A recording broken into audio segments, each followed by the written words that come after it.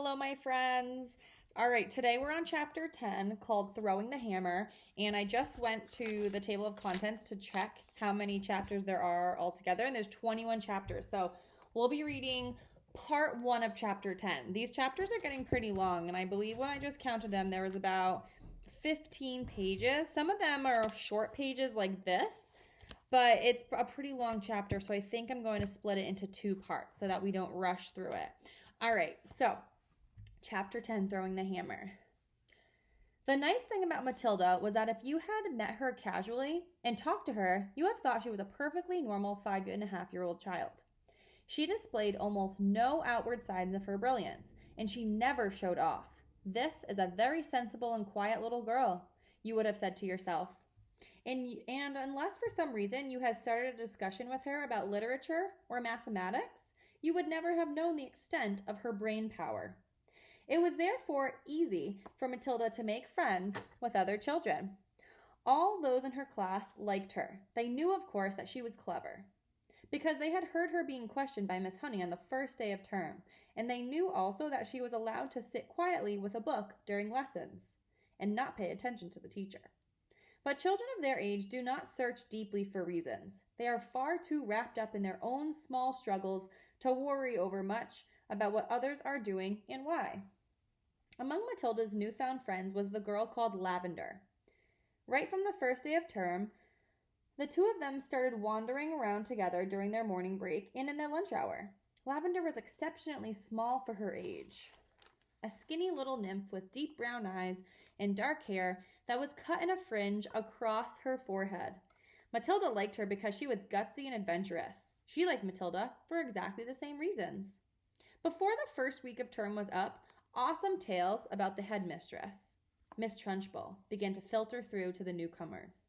Matilda and Lavender, standing in a corner of the playground during morning break on the third day, were approached by a rugged 10-year-old with a boil on her nose, called Hortensia. "New scum, I suppose," Hortensia said to them, looking down from her great height. She was eating from an extra-large bag of potato chips and digging the stuff out in handfuls. "Welcome to Borstal," she added, spraying bits of crisp out of her mouth like snowflakes. The two tiny ones, confronted by this giant, kept a watchful silence. "Have you met the Trunchbull yet?" Hortensia asked. "We've seen her at prayers," Lavender said, "but we haven't met her." "You've got a treat coming for you," Hortensia said. She hates very small children. She therefore loathes the bottom class and everyone in it. She thinks 5-year-olds are grubs that haven't yet hatched out. In went another fistful of crisps, and when she spoke again, out sprayed the crumbs. "If you survive your first year, you may just manage to live through the rest of your time here." Here's a picture of them talking. "But many don't survive. They get carried out on stretchers, screaming. I've seen it often." Hortensia paused to observe the effects these remarks were having on the two titchy ones. Not very much. They seemed pretty cool, so the large one decided to regale them with further information. "I suppose you know the Trunchbull has a lockup cupboard in her private quarters called the Chokey. Have you heard about the Chokey?" Matilda and Lavender shook their heads and continued to gaze up at the giant.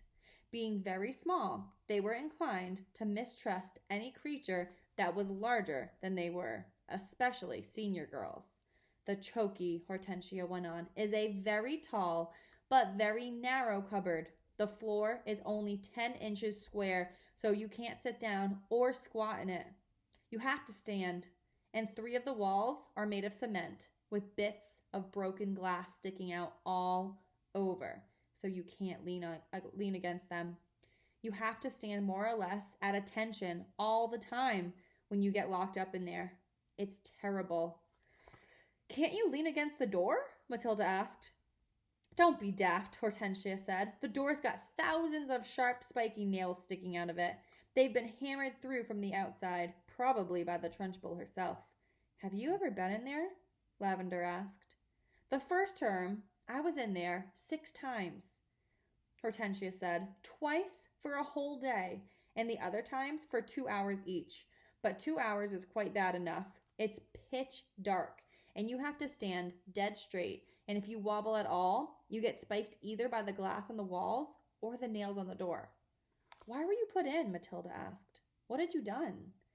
The first time, Hortensia said, I poured half a tin of golden syrup onto the seat of the chair, and the Trunchbull was going to sit on it at prayers. It was wonderful. When she lowered herself into the chair, there was a loud squelching noise similar to that made by a hippopotamus when lowering its foot into the mud on the banks of the Limpopo River. And you're too small and stupid to have read the Just So stories, aren't you? I've read them, Matilda said. Here's our picture of her spitting out all the chips when she's talking.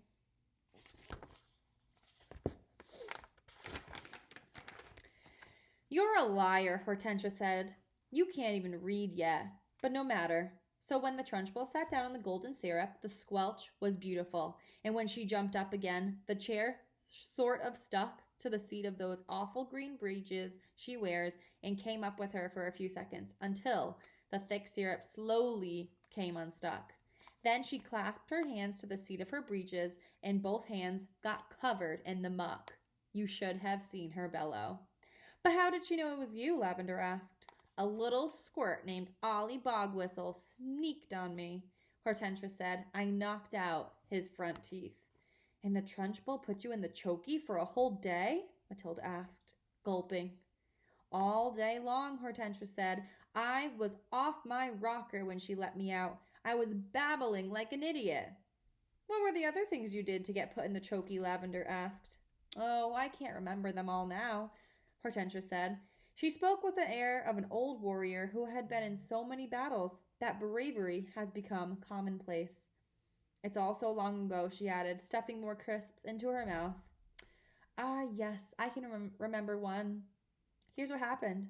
I chose a time when I knew the Trunchbull was out of the way, teaching the sixth formers, and I put up my hand and I asked to go to the bogs. But instead of going there, I sneaked into the Trunchbull's room, and after a speedy search, I found the drawer where she kept all her gym knickers. Go on, Matilda said, spellbound. What happened next? I had sent away by post, you see, for this very powerful itching powder, Hortensia said. It cost 50 pence a packet and was called the Skin Scorcher. The label said it was made from the powdered teeth of deadly snakes, and it was guaranteed to raise welts the size of walnuts on your skin. So I sprinkled this stuff inside every pair of knickers in the drawer, then folded them up again carefully. Hortensia paused to cram more crisps into her mouth. Did it work? Lavender asked. All right, I'm going to leave you hanging right there, my friends. We ended on page 107, and we're going to pick up tomorrow to finish the rest of the chapter. All right, have a great day.